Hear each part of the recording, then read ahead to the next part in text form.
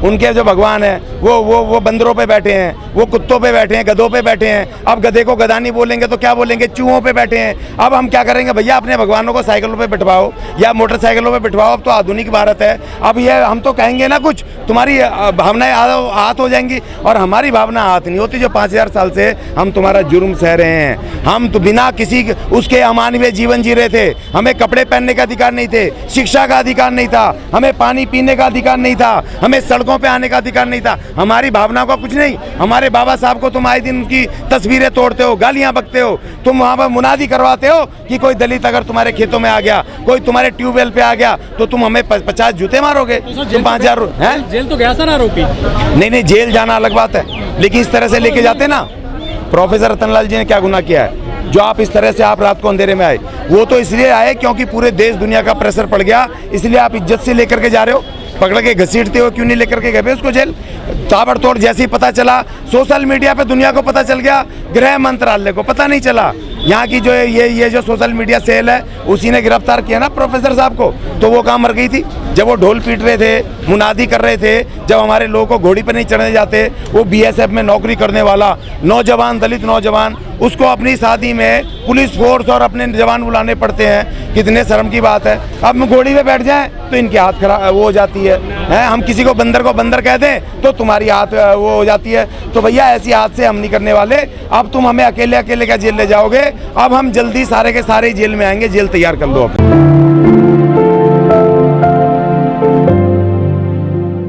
इनको लगा था कि जिस तरीके से प्रोफेसर साहब को, प्रोफेसर रतनलाल जी को गैर संवैधानिक तरीके से, गैर कानूनी तरीके से उनको गिरफ्तार कर लेंगे और देश के अंदर कोई प्रोटेस्ट नहीं होंगे और कोई इनकी इस बात को आंख मूंद करके मान लेंगे। लेकिन इनको ये नहीं पता कि आज प्रोफेसर रतनलाल जी के साथ कम से कम 35 करोड़ SC/ST के लोग खड़े हैं और करीब 50 करोड़ वो लोग हैं चाहे किसी भी जाति धर्म के, जो इस देश के संविधान को मानते हैं, जो इस देश के डेमोक्रेसी को मानते हैं, लोकतंत्र को मानते हैं। इन्होंने संविधान के आर्टिकल 22 की धज्जियां उड़ाई हैं। इनको नोटिस देना चाहिए था क्योंकि वो एक स्कॉलर हैं, प्रोफेसर हैं, एक नामचीन भारत की यूनिवर्सिटी दिल्ली विश्वविद्यालय के वो एक प्रोफेसर हैं। उनको नोटिस देना चाहिए था दिल्ली पुलिस को, उनको समय देना चाहिए था और उनको गिरफ्तार भी करना चाहिए था तो दिन में करते।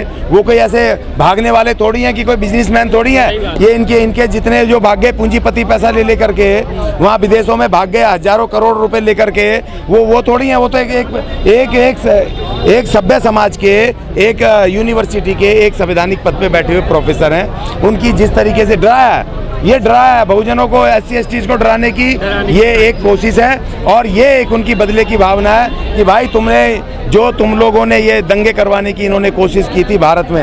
ये कश्मीर फाइल को इन्होंने जिस तरीके से, मैंने पहली अपनी ज़िंदगी में, इतनी उम्र हो गई, मैंने भी बहुत फिल्में देखी हैं स्कूलों से भाग करके, लेकिन पहली बार देखा मैंने कि जो पिक्चर हो रही है उससे पहले 2 आदमी पब्लिक को वहाँ पर भाषण दे रहे हैं। वो उनको भड़का रहे हैं पिक्चर शुरू होने से पहले, और पिक्चर शुरू होने के बाद पूरी सरकार ने जोर लगा दिया इस देश में दंगे कराने के लिए। लेकिन क्योंकि SC/ST के लोग नहीं आए सामने मुस्लिमों के खिलाफ, इसलिए उस खींच को निकाल रहे हैं और ये कह रहे हैं कि जो लीडरशिप है SC/ST की, जो इनको समझा रही है कि संविधान पढ़ो, आप संविधान का पालन करो, सभ्य नागरिक बनो, भारत के लोग बनो, बाबा साहब को मानो, महात्मा फूले को मानो, सावित्रीबाई फूले को मानो, साहू जी महाराज को मानो और आप सब नागरिकों का पूरा सम्मान करो, तो वो जो लीडरशिप बता रही है इनके SC/ST के लोगों को, तो अब उस लीडरशिप को पकड़ के जेलों में डाल दो, उन लीडरशिप को खत्म करने की कोशिश करो। लेकिन अब ये भूल गए कि जब से बहुजन मूवमेंट मान्यवर काशीराम जी ने चलाया तब से लेके आज तक लाखों की संख्या में फौज खड़ी हो गई है नेताओं की। कितने नेताओं को गिरफ्तार करोगे? कितने नेताओं को जेल भेजोगे? भेजो। लेकिन हम भी कह रहे हैं जो फौज जो तैयार हो गई है काशीराम जी के, बाबा साहब के मिशन से, संविधान चालीसा पढ़ रही है, अब वो कह रही है कि अब हम तुम्हारी जेलों को ही देखेंगे, अब जेल भरेंगे हम इनके बहुत जल्दी। दिल्ली की सारी जेलों को तैयार कर लो, पूरे थानों को। भारत के 35 करोड़ आ रहे हैं तुम्हारी जेलों को भरने। तुम जेलों से डराओगे हमें अपने लोगों का वो जेल का डर ही खत्म करना है। कुछ नहीं है जेलों में, वहाँ जाकर के, और अच्छा है कोई बीमारी हो जाए तो इनकी जिम्मेदारी है ठीक करवानी, कोई दिक्कत नहीं, हमने अपने घर में भी सोना है, लेकिन आवाम को खड़ा करना है, लेकिन भारत के संविधान को मानने वाले लोगों को खड़ा करना है, इस देश के बेरोजगारों को खड़ा करना है, इस देश के जो महंगाई से त्रस्त लोग हैं उनको खड़ा करना है, इस देश के SC ST के लोग जिनके संवैधानिक अधिकारों को खत्म कर रहे हैं, रिजर्वेशन को खत्म कर रहे हैं, बजट को खत्म कर रहे हैं, उन लोगों को खड़ा करना है। तो हमारे नेतृत्व को जेल भी जाना पड़ेगा, गोलियां भी खानी पड़ेगी, उसके लिए हमें तैयार रहना पड़ेगा। देखिए, अगर हिंदू मजबूत होते तो प्रोफेसर रतन लाल जी पे किसी भी तरह से वो अटैक नहीं करते, क्योंकि जो मजबूत होता है कभी कमजोर क्यों करेगा, क्यों हाईलाइट करेगा? वो कमजोर थे, कमजोर हैं और कमजोर और होंगे। तो अगर कमजोर नहीं होते तो प्रोफेसर रतन लाल जी को रात के अंधेरे में जेल में नहीं डालते, अगर वो ताकतवर होते तो। सर, आवाज दबती तो आज मैं और आप सब लोग यहाँ खड़े थोड़ी होते, रात से हंगामा चल रहा है तमाम लोग, लेकिन आवाज, लेकिन उन्होंने कोशिश की ना दबाने की। वो देखिए, ये वो है जो उसके कहते हैं ना, उसके हिटलर के नाजायज औलाद बनने की कोशिश कर रहे हैं, मगर भारत में हिटलरशाही चलेगी नहीं, हिटलरशाही भारत में नहीं चलेगी। भारत एक महान डेमोक्रेटिक सिस्टम में बाबा साहब ने ऐसा संविधान रूपी चक्रव्यूह बना दिया है कि आज तक इन मनुवादियों को संविधान को कहाँ से घुसे, कहाँ से आए, उनको समझ ही नहीं आ रहा है आज तक। देखिए, बौद्ध धर्म अपनाएंगे वो तो कोई बात नहीं, हम भी अपना लेंगे, अपनाने में कुछ नहीं है, लेकिन सवाल ये है कि बौद्ध धर्म अपनाने से खाली इन मनुवादियों को के खिलाफ जो लड़ाई है वो सशक्त नहीं होगी।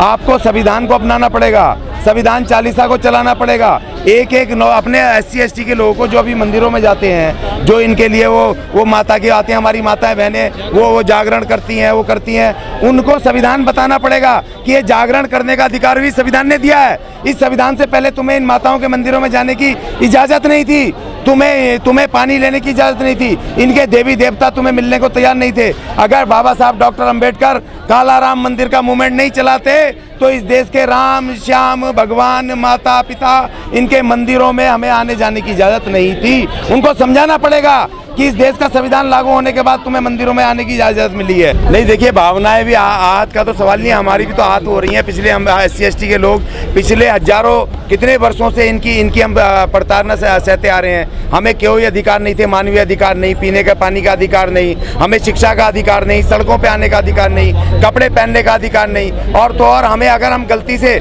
जिन भावनाओं की बात कर रहे हैं ना, अगर हम कोई इनका वो भजन सुन ले, इनका हम कोई अगर इनके वेदों की कोई कहानी सुन ले तो हम गलती से चलते हो भी तो इनका प्रावधान था कि हमारे कानों में पिघलता हुआ शीशा डाल देते थे।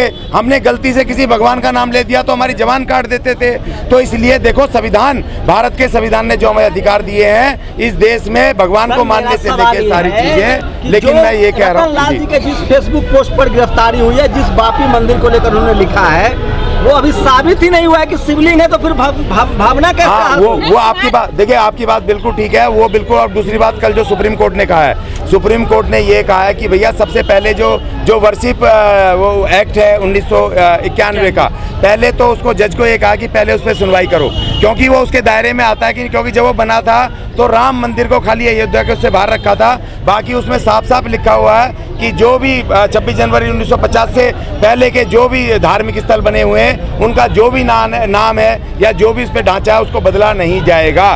तो जो उसने जज ने वहाँ पर किया था, सेशन जज ने जो भी उसको सुनने से मना किया, तो कल सुप्रीम कोर्ट ने क्लियर कर दिया उसके आधार पे, जबकि ना तो ये साबित हुआ कि शिवलिंग है और उसके आधार, और ये भी हो गया कि पहले वर्शिप एक्ट पे सुनवाई होगी। तो जब तो ये गिरफ्तारी पूरी तरह से गैर कानूनी और गैर संवैधानिक है, ये बिल्कुल तुरंत इनको प्रोफेसर साहब को रिलीज करना चाहिए।